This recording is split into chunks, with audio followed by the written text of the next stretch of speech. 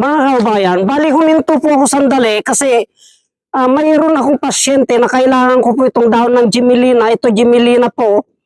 Ayan, kukuha po ako ng dahon ng Gmelina. Itong Gmelina na ito, ay ito po yung ginagamit namin na pangsipsip sa may tubig sa baga.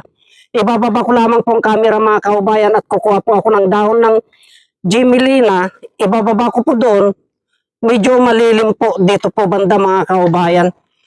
Yan, para makita nyo po. Ayan o, mga Gmelina o. Para makita nyo po at may paliwanag ko po ang kalagaan ng Gmelina na panglunas sa karamdaman.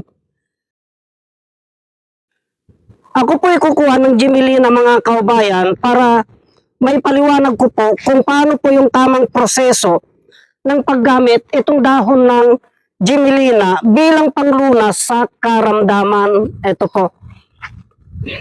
Kukuha po, medyo mababa ito mga kaubayan, kaya itong mabababa ang kukunin ko po na ito po.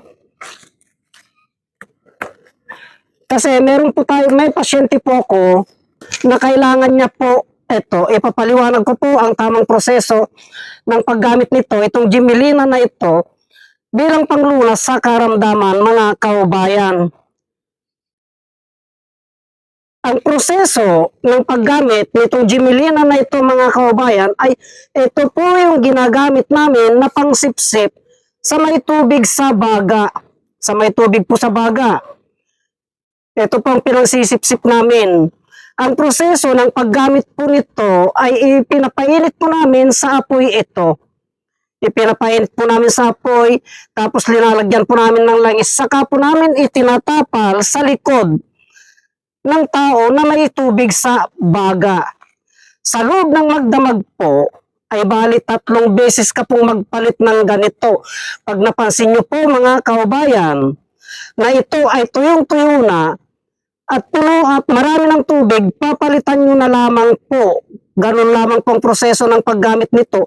Pwede rin po mga kaubayan na itong dahon ng Gmelina ay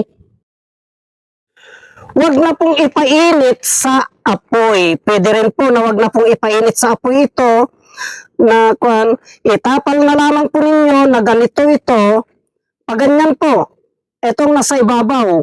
Itapal na lamang po ninyo na ganyan sa likod ng tao na may karamdaman na may tubig sa baga at kusang sipsipin niya po yung tubig sa baga. Kusang sisipsip po ng tubig ito. Pag nasipsip na po yung tubig nito, matutuyo po ito. Pagkatapos po ay makikita nyo po, puro tubig na po yan sa likod niya. Papalitan nyo na lamang po mga kaubayan, palitan nyo na lang po ulit yun kasi marami na po siyang sinipsip na tubig sa baga.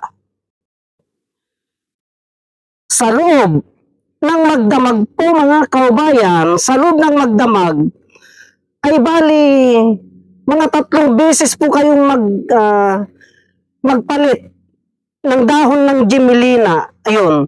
Sa loob ng magdamag po mga kaubayan ay medyo marami-rami na pong tubig ang nailalabas na gamit-gamit po ito, pangpasipsip po ng tubig sa baga. Ganyan lamang po ang proseso ng paggamit ng dahon ng Gmelina bilang panglunas sa may karamdaman na may tubig sa baga, pangsipsip po sa tubig sa baga, yung ating mga kaubayan na may karamdaman po sa baga. Wala naman pong masama mga kaubayan kung subukan ninyo kasi libre lamang po ito. Nandito lamang po sa tabi-tabi po ito, itong dahon ng Gmelina.